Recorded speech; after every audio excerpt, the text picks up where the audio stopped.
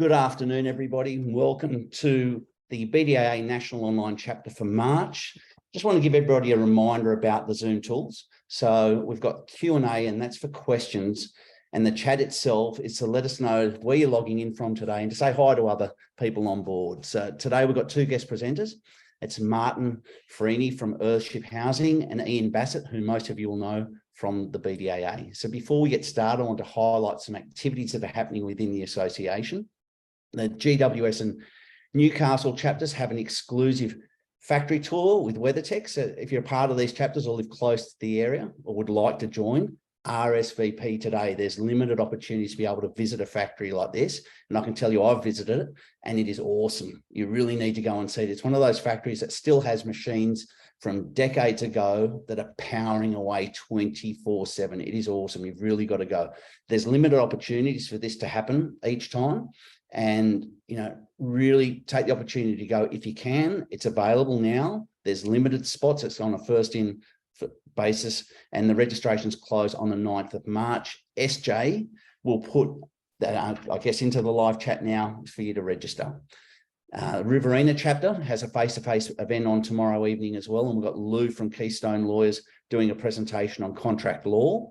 Now, the benefit of attending a meeting like this, you actually get to ask Lou specific questions relating to your own business for free. It's not going to cost you anything. It's a free event, so make sure you register for that as well. SJ is going to put the link on for that for you to be able to register, but make sure you go, get your questions prepared and ask Lou whatever you like. Remember, it is a free event. Legals cost you money, and this is a free opportunity for you to be able to get the questions you need answered. There's a lot of face-to-face meetings all over Australia. So head over to Eventbrite and the BDA website for full details to register for these events. Now, for those of you that haven't joined the BDA community, make sure you do. Sarah Jane's going to put the link in the chat for that as well. There's lots of interesting conversations going on there. And if you're a student and looking for inspiration on how to get started in your business, there's a super interesting thread where everyone's contributing with their tips and tricks. A reminder to all the TPA members that your CPD records and reports are due for completion. Also a reminder that in order to maintain your active membership in our association, you must hold current PI insurance. Now, if you haven't got PI insurance, on our website, we have an insurance partner called Webbers. Go to them and they will be able to assist you with your PI, and this is for all members. And there's discounted rates for BDA members. WeatherTech's Wednesdays marks its return tomorrow, so it's going to be recurring every month. And it's a 30-minute presentation regarding the latest in WeatherTech and building design industry information. Now, speaking of WeatherTech, they also have a unique event in Brisbane. It's called Would You Like to Know? It's the event of the month, and SJ will put the link in the chat for that as well, so make sure to register for that. So moving on to today's event. Today's first speaker, Martin Freeney from Earthship Housing. Dr. Martin, better known as Marty, is a building designer, product designer, B&B operator, and an academic from the University of South Australia. He founded Earthship Homes 10 years ago with the goal of bringing Earthship Housing to Australia. Now, to give you a bit of an insight for those who have no idea about this term, Earthship Homes are built with many upcycled and natural materials. They require minimal heating and cooling due to passive solar design and earth sheltering techniques. They're self-sufficient in power, water and sewage treatment, and they grow food indoors using grey water for irrigation. Earthships are ideal for take off grid, but also possible in the suburbs. The overall goal is a self-sufficient climate change resilient homes with minimal ongoing running costs. Marty's PhD studies and university research have investigated the thermal performance and life cycle eco-impacts of the Australian housing context. Marty's presentation will briefly summarise his work as a building designer and researcher and offer suggestions for how Earthship design principles can be incorporated into typical homes. So welcome, Marty. Thank you very much, Chris. Shall I start my screen share? Absolutely. Okay, here we go.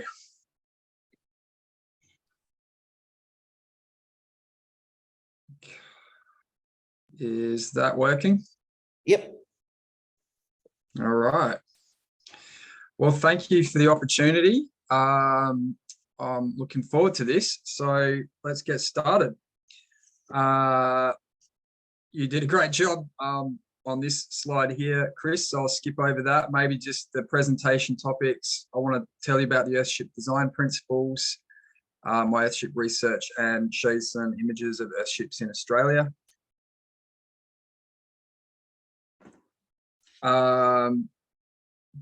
To start with, I'll just alert you, there is a great little video, 20 minutes on my Earthship. So if you're interested after this presentation, check that out. There's also a feature-length documentary of Michael Reynolds, the architect in America, who started all this back in the 70s. And just to recap on my research, I used life cycle assessment, better thought of as carbon accounting of construction materials, thermal modeling, predicting temperature and humidity and energy use, and post-occupancy evaluation, where I actually went back and measured the temperature and humidity and interviewed occupants in a variety of Earthships in America. And that's what kind of gave me the confidence to go forth and try and bring Earthships to Australia. So there are 6 design principles and 3 goals of self-sufficiency, resilience, and ecological living. So first principle is natural heating and cooling, natural and upcycled materials, off-grid power, water, and sewage treatment. And coupled with off-grid sewage treatment is food production. We actually use grey water and black water to grow food. And this is in response to threats like bushfires, storms, fuel prices going up, water restrictions, the next pandemic, and food security. These are all the challenges that are coming for us. And so this idea of off-grid living is very appealing to many people. So Earthship design features, the 2 main things, I guess, are the earth berm, or simply the berm, B-E-R-M, which is about 1,000 tons of earth behind the building to the south, and often to the east and west sides as well. And then on the north side, there is a greenhouse or sunroom or atrium that acts as the solar engine that charges the berm, which I refer to as the thermal battery. So in this way, we get really energy efficient building. And then, of course, there's also the tire wall, which is an iconic feature. Often this retaining wall that holds back the earth berm is made out of old car tires, and I'll show you a few slides of that. But you can really build that retaining wall out of conventional systems as well. So principle number 1, use physics, not fuel. There's the earth berm or thermal battery to the south of the building. There are earth tubes, which are pipes that pass through the earth berm, or they can even go under the slab, that brings in fresh air, and that's a heat exchanger. So it brings in, warm air in the winter and cool air in the summer. Then there's what's referred to as the thermal wrap, which is rigid insulation, waterproofing, and drainage behind the retaining wall. There's the retaining wall, highly insulated roof. Then there's an openable window and an openable skylight, which creates the stack effect, that convection current of drawing air into the building and exhausting hot air out of the building. And I'd like to introduce the idea of buffer zones, which is that this 1,000 tons of earth behind the building is at a stable temperature. So rather than put air around the building, we've put earth around a significant part of the building, and that really helps maintain these stable indoor air temperatures without heating and cooling. Then, of course, the highly insulated roof, and then there's another buffer zone on the front of the building, which is always at a better temperature, or I shouldn't say always, but mostly at a better temperature than what's going on outside. So for example, if it's 0 degrees outside in the winter, it could be 12 degrees in the greenhouse, and that kind of fools the living spaces into thinking it's not 0 outside, it's 12 outside. And so that leads to these stable indoor temperatures. So that's it in a nutshell, how the Earthship does the thermal side of things. This is a photo of a greenhouse of a ship in America. And there are all sorts of other benefits apart from the thermal ones, which I've just explained. It's all this garden bed here is used to treat wastewater and irrigate food and flowers. You can actually flush your toilet with the grey water, so you get multiple uses from the water coming out of your bathroom. The plants produce oxygen and sequester carbon, and it forces people to make good choices about shampoo and other chemicals they pour down their drain, because you end up eating it. And one of the main things I think is great about this space is that it's great for mental health. And there's a whole new avenue of science called biophilia, which explains how living with plants is good for you. So moving on now to illustrating the earth tubes under construction. I like to use plastic pipes because they work well and they're cheap and easy to install, but there are other options there like metal, concrete, etc. So this is our free air conditioning system with no fans, no moving parts. It gives lots of air changes. So you've got healthy indoor air. There's essentially a tube or two for each room. And then, they're installed inside this earth berm, which is the thermal battery that stores energy, thermal energy. It regulates and stabilizes indoor air temperature. And it's that buffer zone concept. Instead of having potentially 40-degree air outside your home, you've got 15 to 20-degree soil outside your home.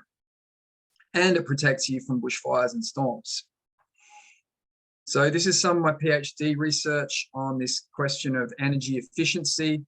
What I did is I used Design Builder, which is energy modeling software to simulate earthships made out of different wall construction materials. And I was also interested to see the effect of the greenhouse, which is shown there with the green bar. And the findings from this is that when you add a greenhouse to a passive solar design home like an earthship, it significantly reduces energy use. And then the other thing I found was that kind of regardless of the wall construction system, whether it's tires or concrete blocks, this idea of having an earth berm is also a real driving force in reducing energy consumption in the building for heating and cooling. And so here comes some data from an earthship in Western Australia. And this is one of my favorite sayings: if you can't measure it, you can't control it. Really encouraging architects and building designers to go measure the performance of their homes and not just rely on the NatHERS energy predictions. This is a 1-bedroom earthship in southwestern Western Australia, East Augusta. Here's one of the temperature sensors in the greenhouse, but there's one in the bedroom and one outside the building. And this is what happens in the summer. So black line is outdoor temperature, 40 degrees plus. Inside the building, orange line, it's sitting below 24 degrees. And also surprisingly, the greenhouse doesn't overheat in the summer. It provides that buffer zone concept. It's only 32 degrees, even though it's 40 something outside. So you can see the remarkable stability of the indoor air temperature on that orange line. Then in the winter, it's the same deal. It's almost 0 degrees on this cold winter night, but the earthship remains above 18 degrees. And in the greenhouse, it's above 15 degrees. And then in the spring, it's looking good as well, even though there's some cold nights and fairly warm days. It's just really stable inside. So then principle 2, natural and upcycled materials. Is there a better way to deal with waste tires? The answer is yes. Australians make 56 million waste car tires every year, and they're getting harder to dispose of because China doesn't want them anymore. So that's enough to make 56,000 earthships per year, which is a third of all houses built in Australia every year, roughly speaking. And this is what we do with them. We turn them into eco bricks to make load-bearing retaining walls, no posts required. You can land a roof on that. They don't require any concrete footings. And we typically build them with volunteers. You can do them with machines, but people get really empowered by the idea they can build their own walls with waste materials. So here's a little video of one we built in 2020, actually during COVID lockdown. Great little bunch of people who came and camped on site for a month, and we built that wall. And this is my tire wall in my little B&B Earthship in South Australia in Ironbank. We cover the tires over with earth or lime renders or cement renders on exterior walls. We also upcycle bottles and jars just for sheer beauty, but that's also an economical little brick, which replaces other materials. And you can see they can be incredibly beautiful. I've also done sort of hybrid Earthship designs where we use straw bale. Here you can see a tire wall underneath, rammed earth in the same building. And more of my PhD research looking at the eco impacts of different wall construction systems, which also takes into account things like the size of concrete footings required and tie down methods for roofs. Tire walls and mud brick walls came out really well there, and things like concrete block, not surprisingly, is not so ecological. And we've also done testing on the strength of tire walls to try and figure out how they perform in earthquakes and things like that. They are incredibly strong materials. And there's a little video here of our testing. These are tires filled with earth like you would do in a proper Earthship in a laboratory. And we found that in an earthquake, they'd be amazing because they kind of spring back, and they're plenty strong enough for low-rise residential construction. So on to principle number 3, renewable energy. One of the great things about Earthships is they don't require a lot of panels and batteries. I just have 1 kilowatt on my little Earthship B&B, and because they require no heating and cooling energy, you don't need a big renewable energy system. And that's something I modeled in my PhD research to try and understand the ecological impacts of panels and batteries versus coal-fired power. And actually this includes wind power, because this is the South Australian energy grid, which has a lot of wind power. So even so, using batteries and panels is more ecological, less damaging to our planet. It's the same thing with the renewable water system, which is just an electric pump, pressure tank, filters. And that is by far better than big water treatment plants, which you can see use a lot of concrete, chemicals, and carbon emissions. And then perhaps not surprisingly, it was the same story with the off-grid wastewater system. This is the 3-way valve that diverts water into the indoor planter, but you can send the water off to the septic tank. So we include all the normal things, and that's how we get approval easily. And increasingly, we're getting approval for this idea of being able to easily divert into the grey water planter, which is a wicking bed where grey water sits in a layer of gravel at the bottom and then wicks up through the soil layer. And you guessed it, that's a lot more ecological than wastewater treatment systems. And then coupled with that is food production. This is me with my first bunch of bananas grown in grey water at Earthship Ironbank. And yeah, it's, you turn wastewater into food. So in summary, Earthships have a berm, earth tubes, a greenhouse. Unlike other homes, these are all key features that you don't see in other homes. It makes them highly energy efficient, water efficient. They can produce food indoors year round. They are ideal for off-grid locations that can be built in the suburbs, grid connected, and therefore with minimal utility bills. They're built with many natural and upcycled materials. Tires are optional, but also great for building community. And the construction methods are easy to learn, and they have minimal life cycle ecological impact, helping to reach carbon reduction goals. and earthships can help us adapt to climate change and other challenges the 21st century has in store for us. So just to conclude my presentation, I've got a few quick slides of earthships throughout Australia. This was one's in Queensland, first one in Australia. This is mine in South Australia. First council approved earthship in Australia is my claim to fame. I really wanted to prove to people you could get approval for these types of buildings. One in Western Australia, this guy invented a tire rammer, so he didn't have to do it manually.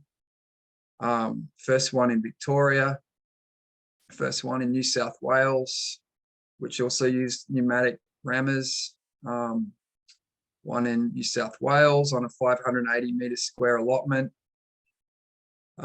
Use lots of straw bale. I showed you a slide of that earlier. There it is. The one in East Augusta, showed you the thermal performance data on, built by 50 volunteers in 4 weeks. That's the floor plan.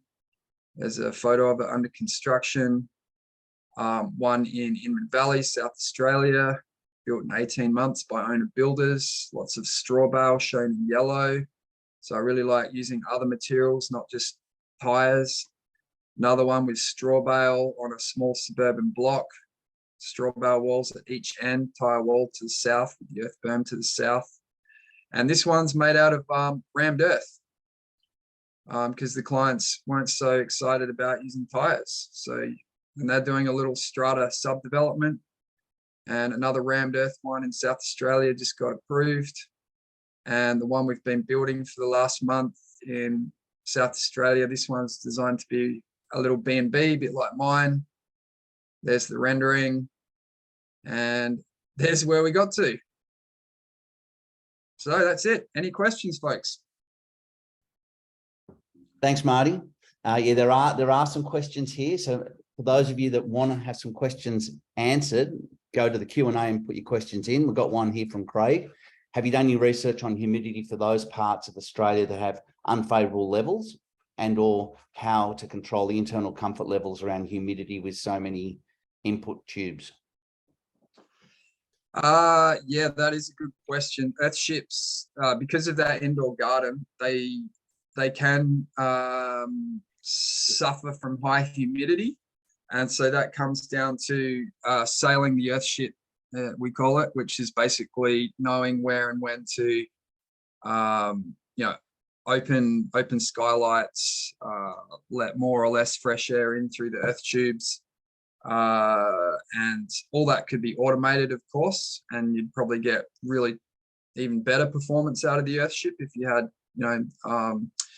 openable earth tubes and skylights controlled by temperature sensors, basically.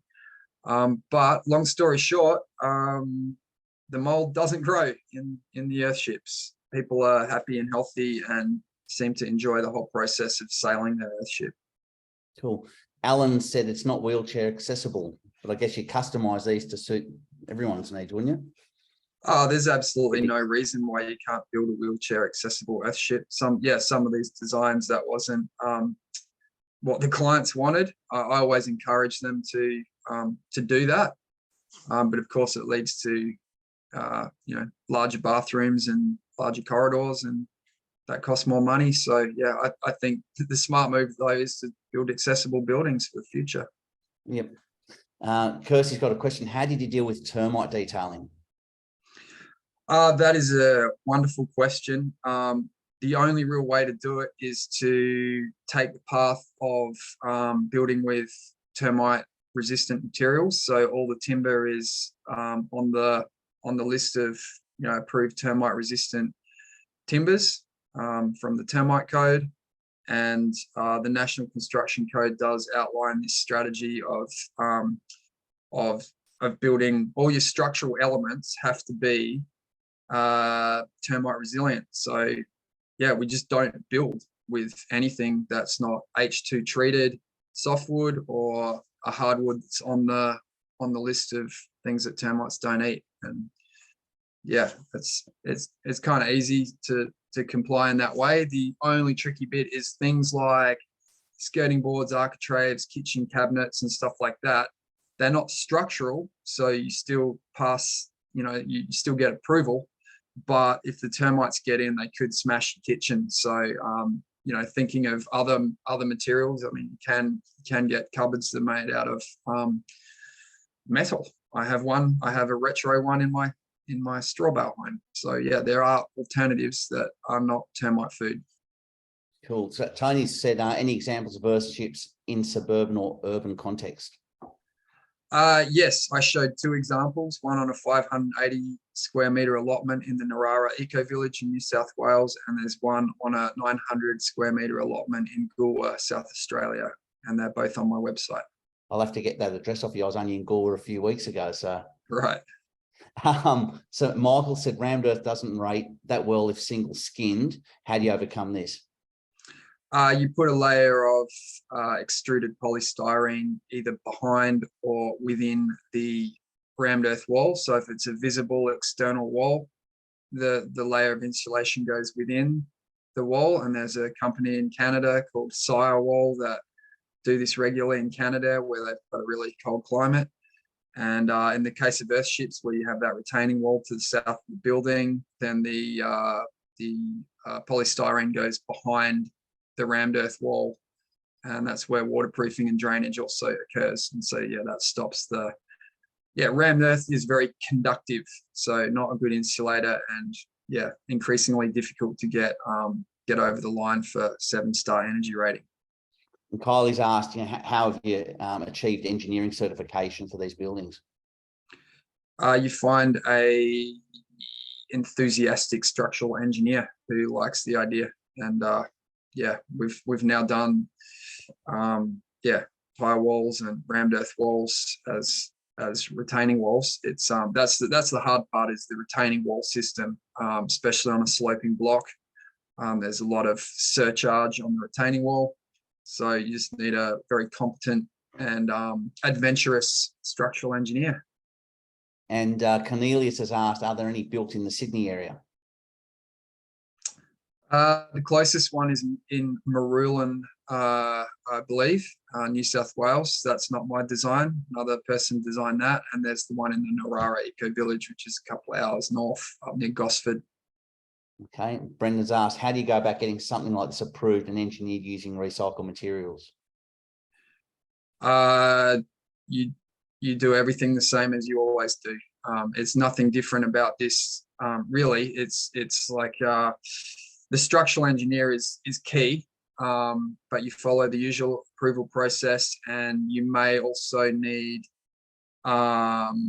performance design solutions. What are they called? Performance-based design solutions as per the NCC.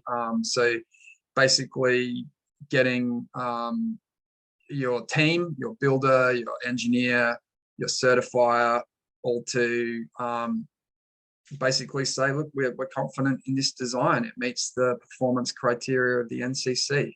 It's just an extra report. Yeah.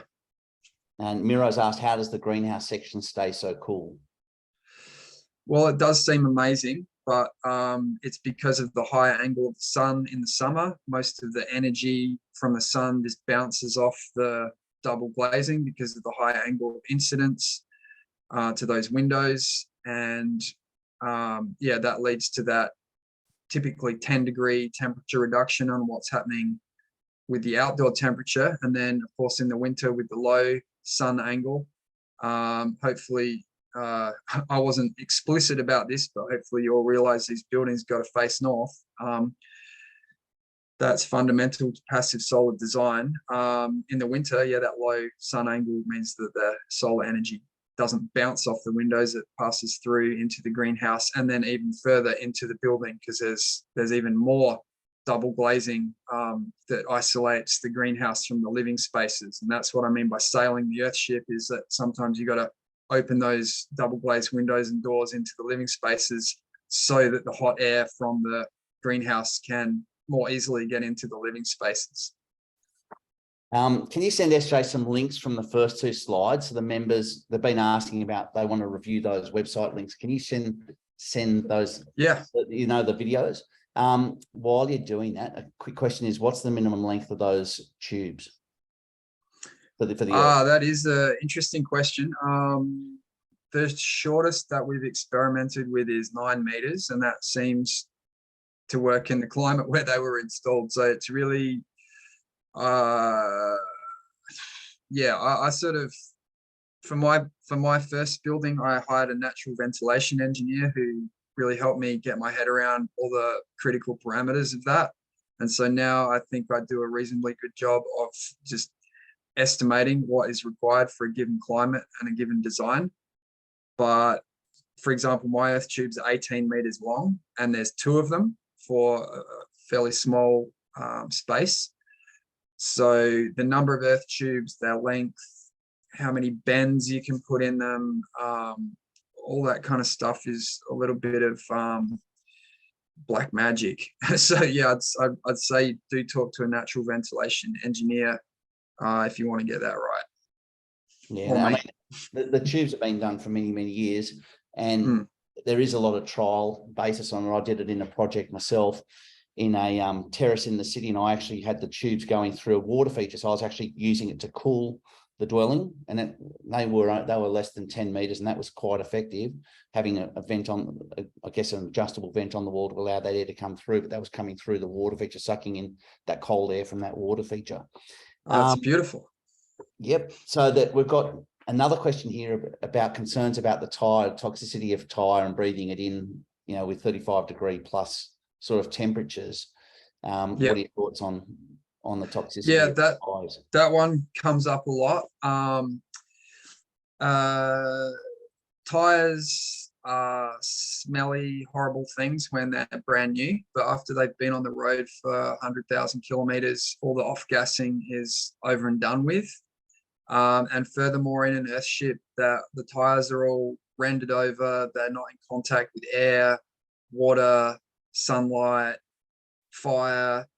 They're all sort of safely locked away out of harm's way. So, I mean, I've visited many earthships, and many people have come and stayed in my B&B earthship, and there's never any comments about, you know, horrible tire smells or anything like that.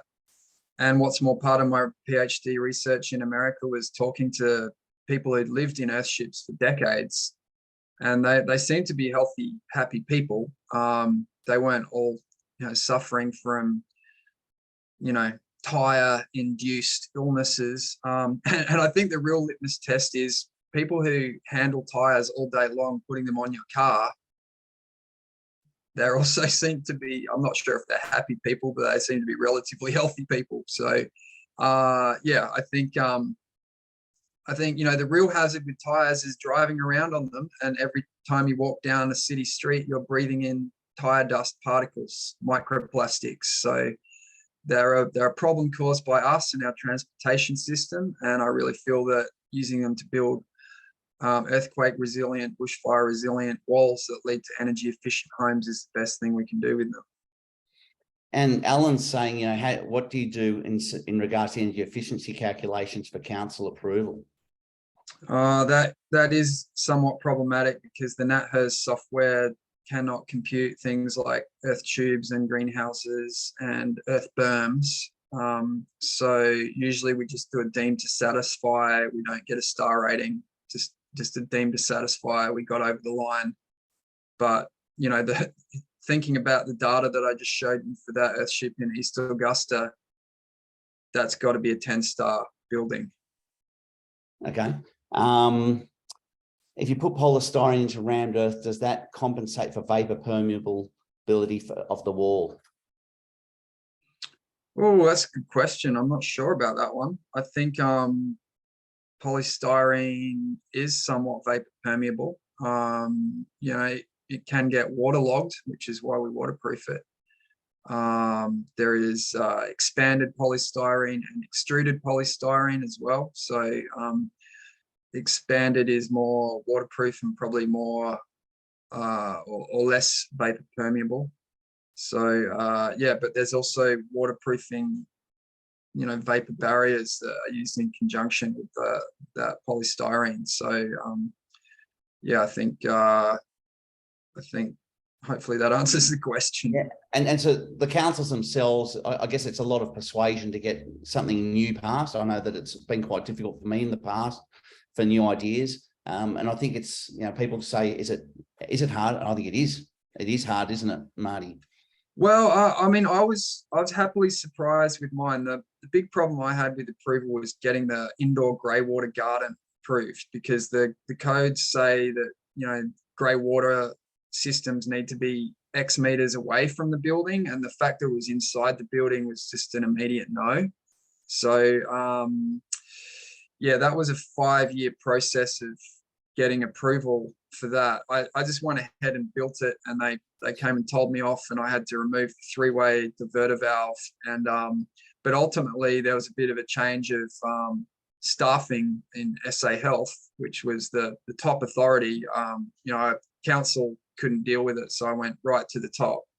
And now they love the system. So, and they're approving them in other projects in South Australia. So I think maybe there's that little challenge getting them, in each state, getting that precedent. And once there's one, and I think there is, we've almost got them in every state. And I've just had this experience in Tasmania, is that, I just sent all the approval docs from SA Health, and,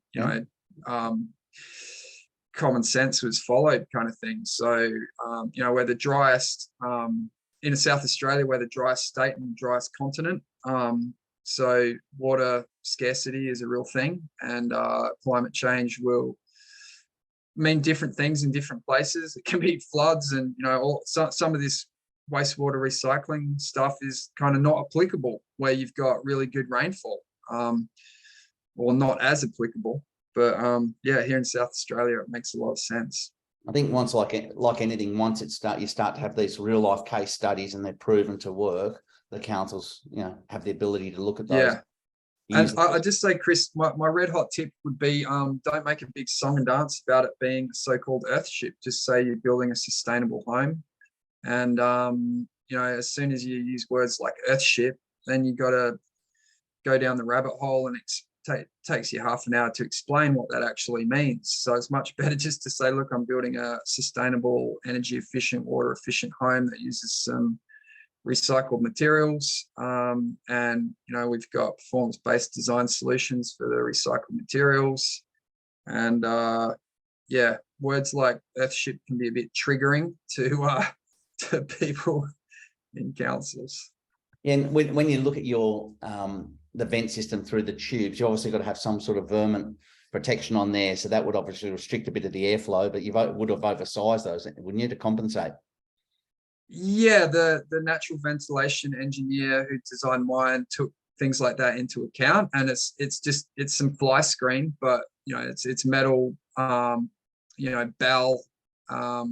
metal code compliant fly screen, and yeah, that does reduce some of the airflow, but it seems to work like clockwork. There's always air moving through those tubes without the need for fans, and it's just working on that stack effect of the hot air leaving the building, and fresh air has to come in somewhere. And I find that even if I've got windows open, it still comes through the earth tubes, and I can't quite explain it, but it just keeps doing it. So, and that we've had that same experience on these other Earthship projects. No one's complaining that their earth tubes don't work.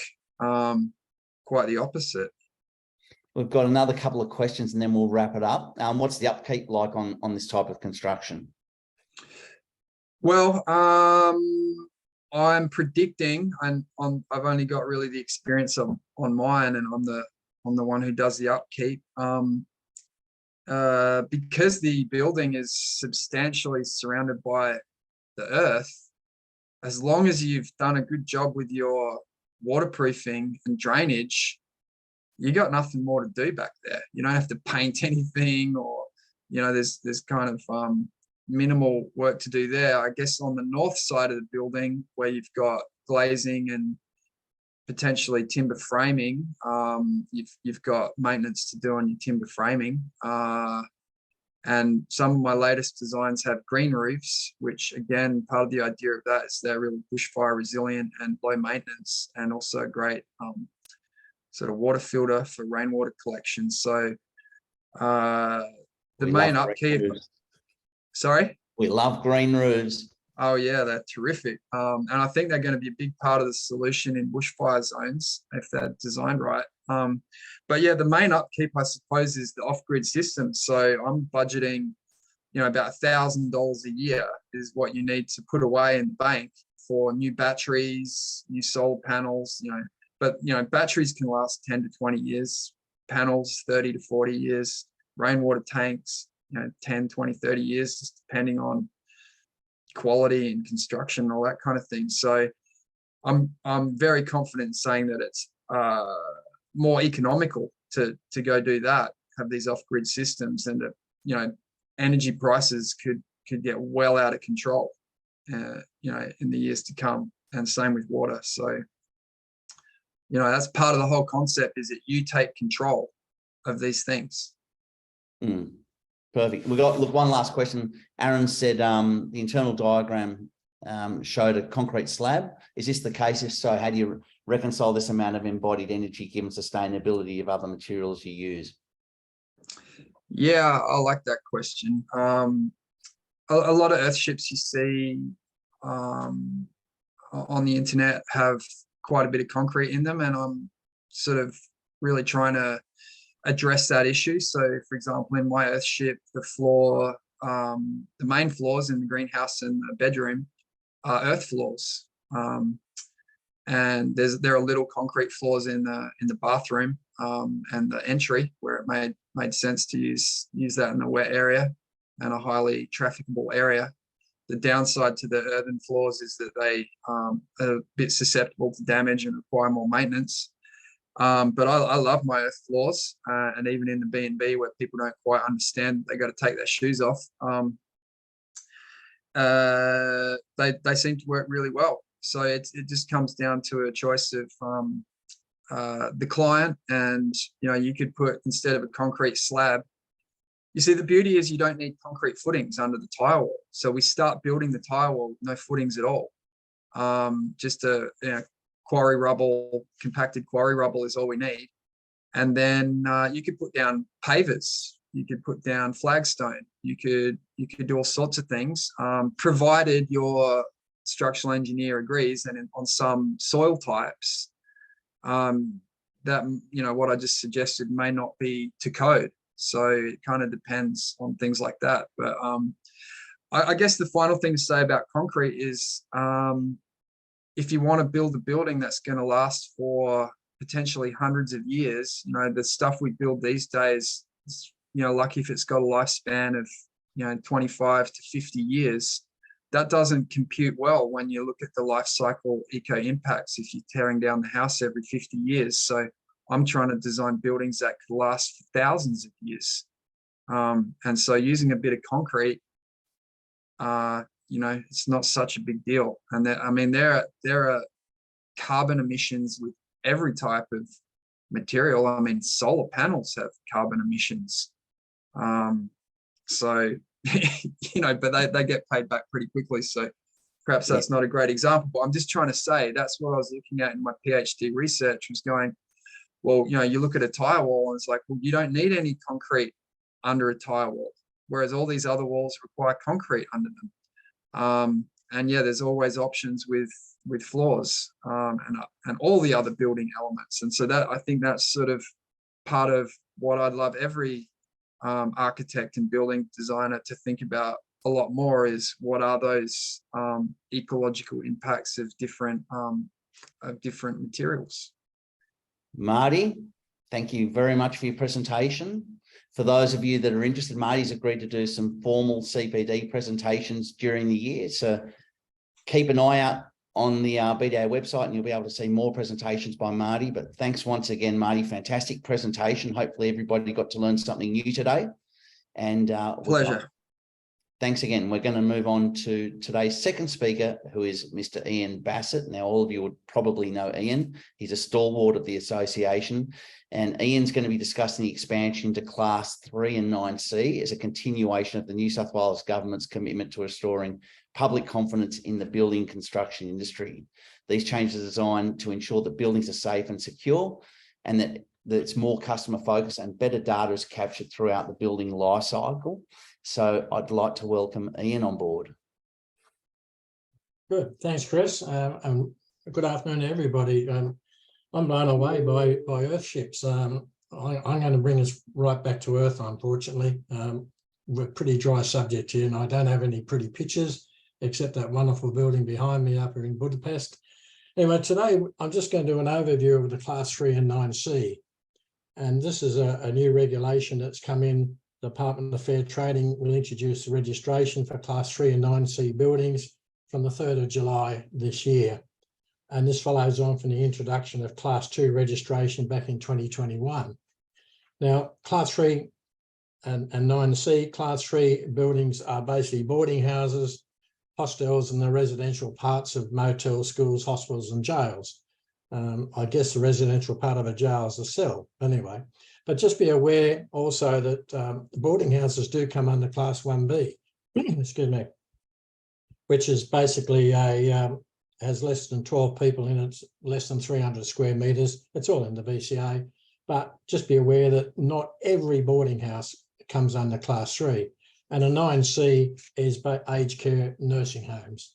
So they're the ones, and they're looking at these buildings, basically those buildings that contain beds in it where people reside rather than just a single residence.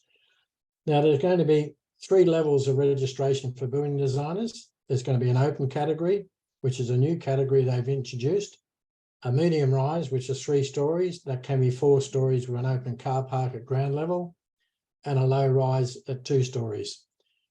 Now, if you're already registered for Class 2, then you'll be automatically registered for Class 3 and 9C. You don't have to make a separate application for registration. You're already there. Conversely, if you're able to obtain registration for Class 3 and 9C, then you're automatically registered for Class 2. So it's a bit of a win-win on that one. So let's have a look how to become registered, and that's the interesting one. For building designers with the appropriate qualification and experience, they'll be able to apply directly to Fair Trading for registration, and that's where it was in the Class 2. The open level will require a master's degree in architecture or building design. The medium level will require an advanced diploma of building design or the equivalent, and the low level will require a diploma of building design or equivalent. And the minimum level of experience working on Class 3 and 9C projects is 5 years. Now, this level of experience is set by Fair Trading, not the BDAA. For building designers without the appropriate qualification, the BDAA has again negotiated with Fair Trading a transition pathway to registration using the BDAA accreditation program, similar to the way that the Class 2 registration was managed. Building designers who are already accredited with the BDAA will be required to undergo an audit of their work with the emphasis on Class 3 and 9C projects. They'll also be required to complete the updated NCC questionnaire and undertake the Fair Trading mandated interview. So for building designers without current BDAA accreditation, they'll be required to undertake the full accreditation process, again with an emphasis on Class 3 and 9C projects. They'll also be required to complete the updated NCC questionnaire and undertake the Fair Trading mandated interview. For those building designers, Fair Trading has set a minimum level of 10 years experience working on Class 3 and 9C. Again, this level of experience is set by Fair Trading, not the BDAA. And for many building designers, this is a real sticking point, especially if you've only been in the business for less than 10 years.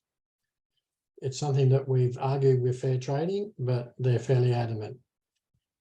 The BDAA accreditation team that I chair is working diligently at the moment to update all the accreditation documents to include the Class 3 and 9C components. And these should be available on the website within a week or so. The transition pathway will be ready to roll out once we finalise the webpage documents. But it's important to note that the transition pathway will only be available until the 31st of December 2023. So really from the from now to December, you've got about 9 months to get your act together. Now, in looking further ahead, I'll briefly mention this, we've been reliably informed that Class 1 and 10 buildings will come under registration in early 2024. We cannot at this point give you any indication on what the rules will be, but we'll continue to advocate on your behalf, and as new information becomes available, we'll get this out promptly. All other classes of building will probably come under registration sometime in 2025. So by 2025, we believe that all buildings will need registration to do work on them. For these other classes of buildings, Fair Trading is looking at using approved accreditation bodies to accredit design practitioners and for those bodies to deliver CPD activities. And so the BDAA is uniquely placed to provide that service, and our thanks go out to all the members who have taken up the challenge to become accredited that has put us in this unique position. So that's a brief summary overview of it, and I'm quite happy to take questions. Thanks, Ian. So we've got some people asking, can we provide information on this? What we'll do is, as information comes to hand, we will put that forward to the members.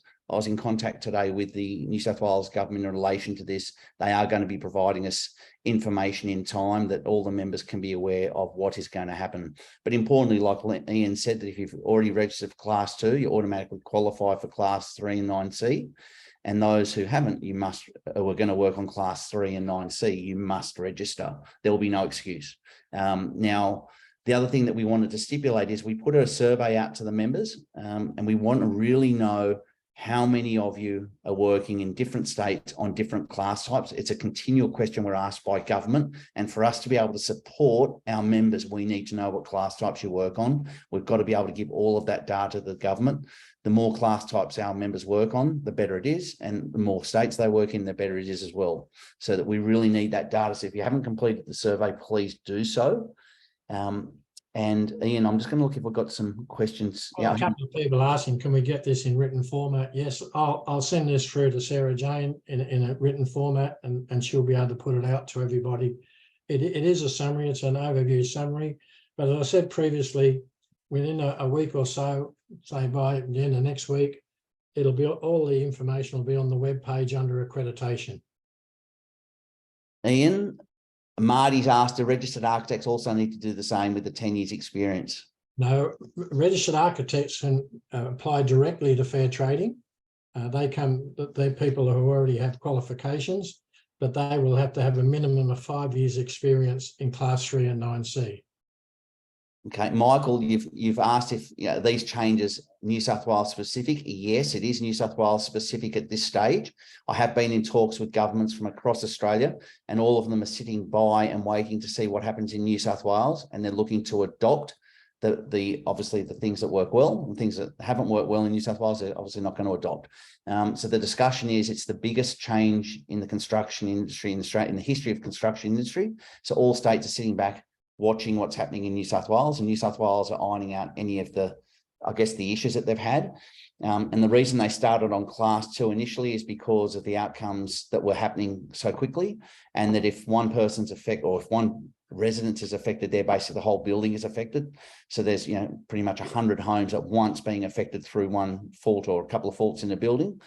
And it was easy enough for the certification process through the building commissioner and his team to be able to go through and monitor these buildings, because it's much quicker to go onto a building having 100 units than going onto 100 individual homes.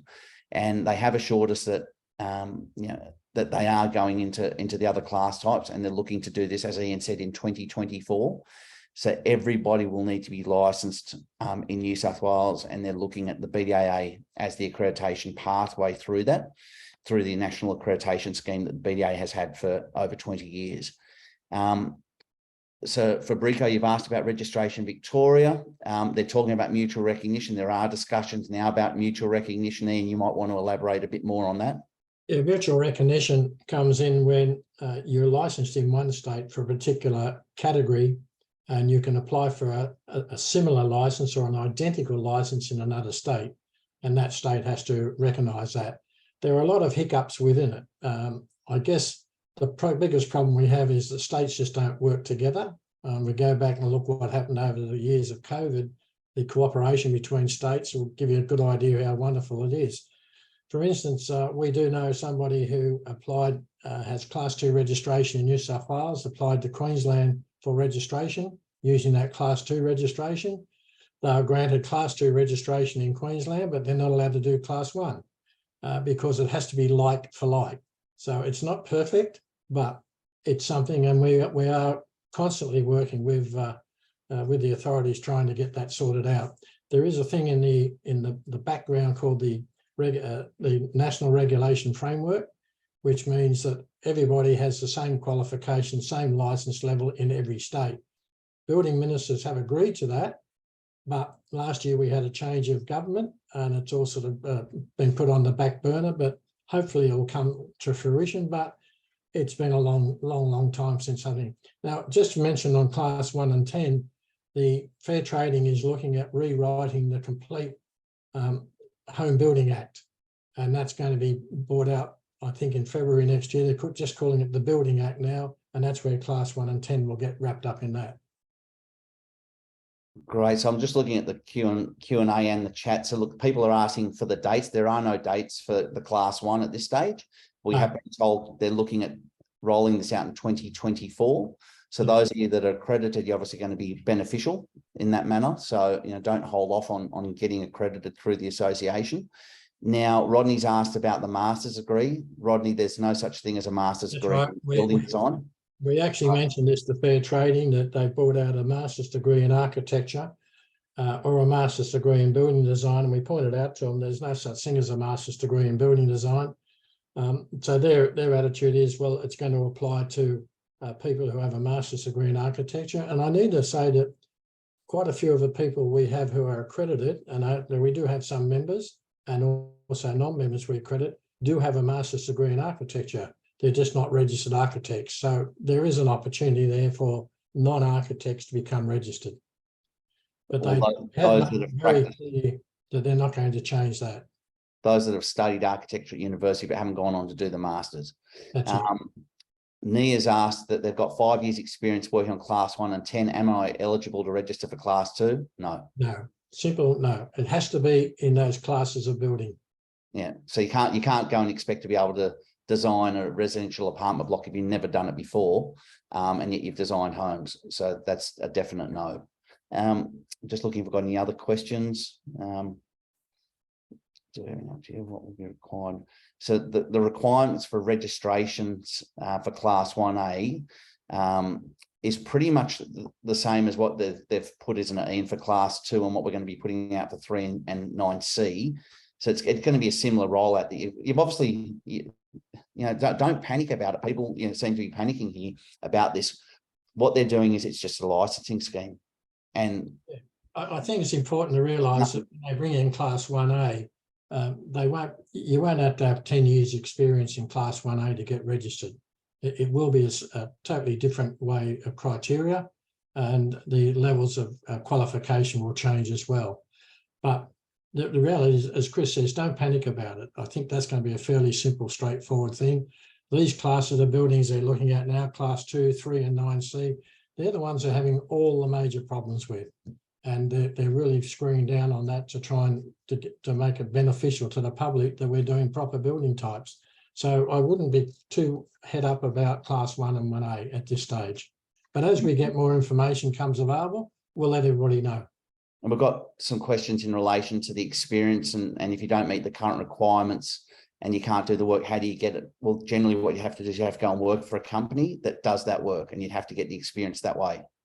So you couldn't go as a I guess a sole trader. There's two ways: is work for a company to get that experience doing that work, working with somebody, or do a joint venture with somebody who's registered that level, and that will also give you some experience as well. And we've been asked, are there any new regulations for Victorian designers? Not at this stage. No. Through the discussions we've had with the Victorian government, there's nothing at this stage. We have spoken to the Queensland government as well, and the Queensland government's model is, the QBCC model is very, very good. And we had a meeting with the Queensland government last week, and they were saying that they'd be happy to work with all the other states and allow everybody to adopt the Queensland model. as a national regulation framework. So there's the NRF, which the BDA has been pushing for some time now, and that is basically national recognition of our practitioners from state to state and territory. And the biggest problem we've got is when we've got our natural disasters that occur, and this is what we've been raising with the government, that too many times we've got natural disasters occurring and people are locked out within their own countries from assisting those others that need the help in other states because of this bureaucratic jurisdictions. So I saw one question pop up there briefly, whether you can do DAs for a class 2 or 3 or 9C.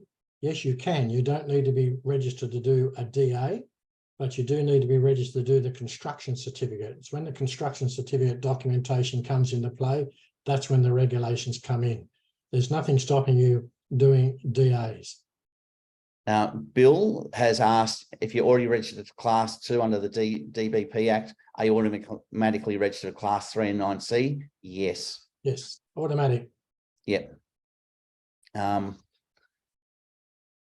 Martin's talking about the standards freely available. Any updates on this? Well, I can tell you that I had a meeting with industry on this, heads of industry. There is a push towards the standards, Australian standards, and everyone knows that you can't have it for free because at some point somebody's got to pay because it's got to be maintained, they've got to be updated and so forth. But our push is to get the monopoly off the people that have it currently at the moment and make it cheaper for our members. And on that, those of you that want standards, please write to me, ceo@bdaa.com.au. We need to give our numbers in to how many members are wanting that.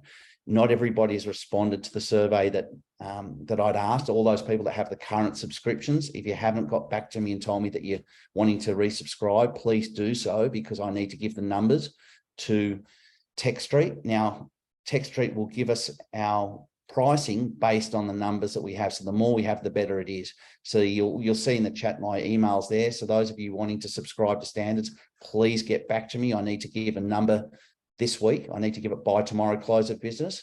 So please get back to me, because the more people we have that confirm they're going to go with the Australian standards subscription that the BDA has, the cheaper it'll become. And I'll ask Sarah Jane can put up my contact details. I'm quite happy to take calls or emails from anybody with queries about this class 3 and 9C and class 2 registration. Rodney's asked just quickly about the height of class 3 and 9C, and yes, it's low and medium. Yeah, low rise is 2 stories, medium rise is 3 stories, but it can be 4 stories with an open car park at ground level. Right. Ian, it's just after 2 o'clock, so we'll make it a wrap. Sarah Jane's put Ian's details in the chat, and we've also got Marty's put his website up, earthshiphomes.com.au. So everybody, thank you very much for attending. Thank you from everybody around Australia and to our Fijian members that are live with us today, Bulla. And I just want to end the meeting by, I'd like to thank everyone that is part of this association and support all of the women in design, because they provide incredible contributions in our association, and they inspire us with creativity, passion for building design. And we're honoured to have you all as part of our community, and wishing you all a happy International Women's Day for tomorrow. So thank you, everybody, and we will see you next month. Bulla Vinaka.